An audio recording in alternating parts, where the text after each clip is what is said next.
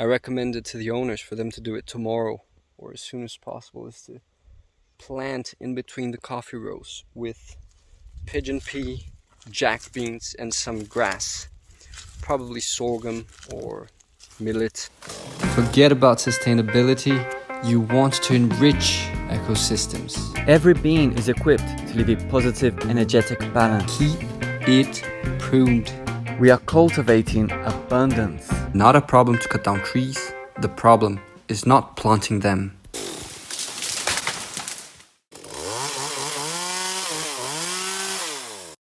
What is up, YouTube? Welcome to the Agroforestry Academy channel. Today I'm going to talk about implementing agroforestry systems in slopey hillsides. This is something that we've been asked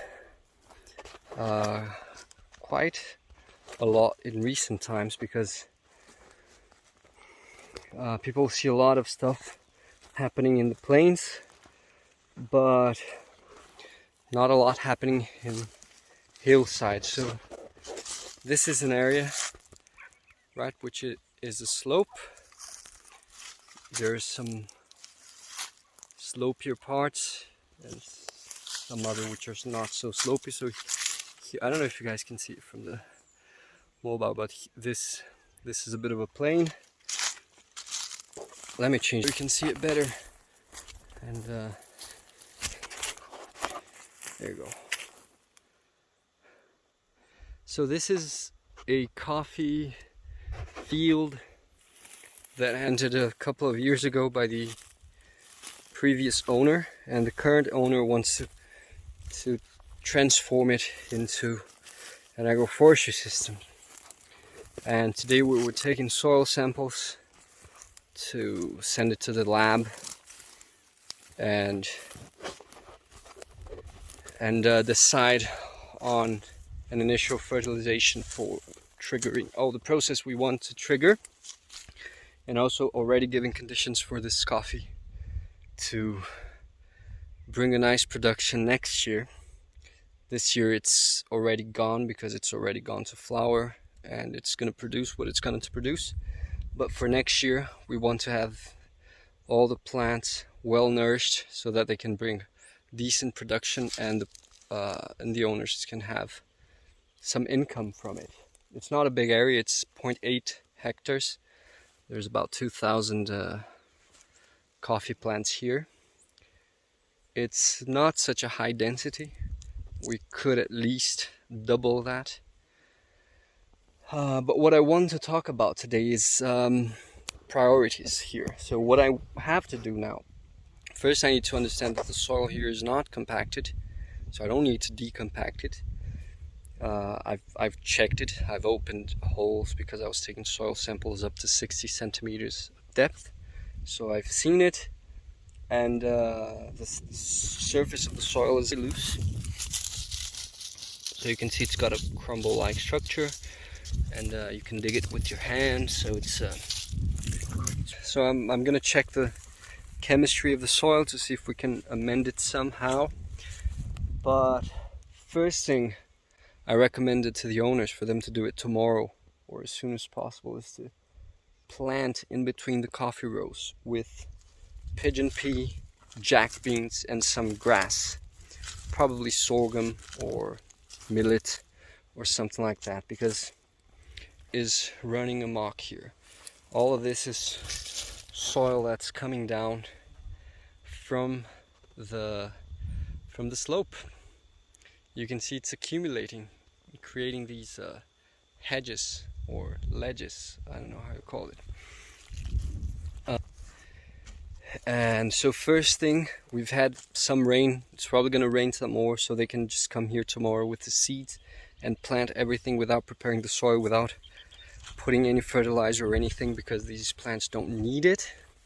That will help structure the superficial soil, which has been although it's got a crumble-like structure, it doesn't have roots holding it together, and it's very loose, so it can just be washed down. So we're going to come with these fast growing plants to hold the soil together and start producing some organic matter to put on the coffee plants, because it's just not feasible to bring organic matter to cover all of this area because it's just so big. We need truckloads and truckloads of organic matter to do that. So we're going to create our own organic matter here. So this is going to be step one.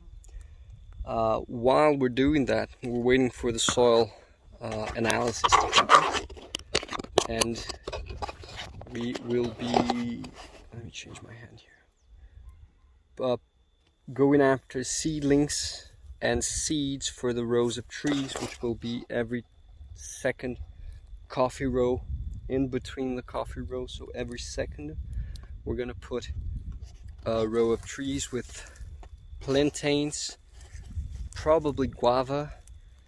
Guavas grow really well here. Check this one out.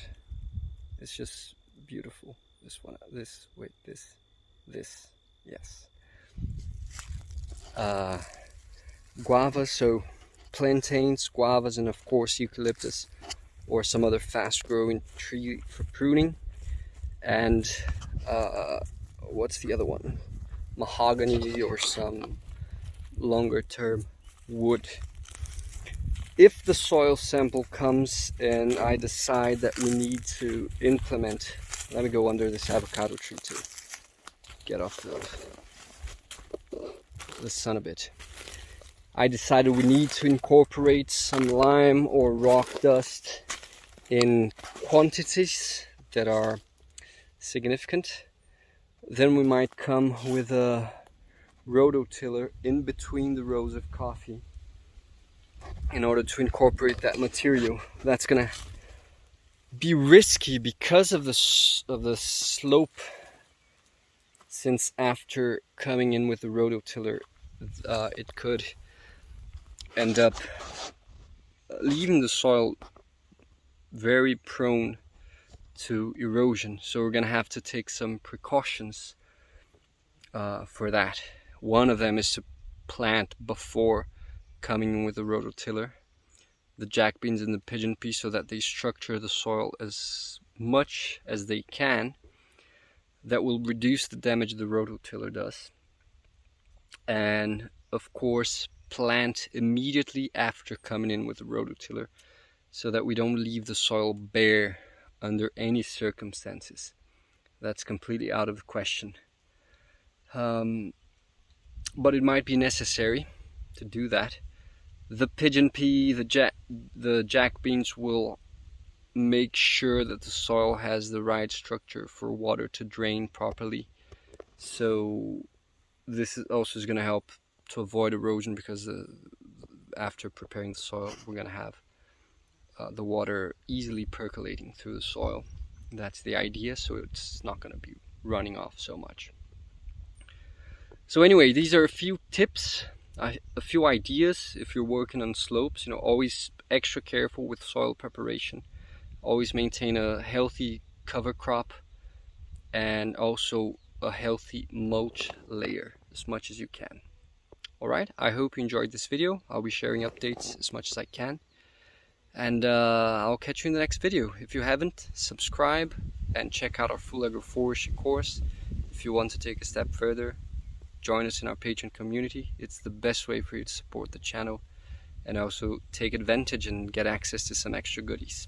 Cheers.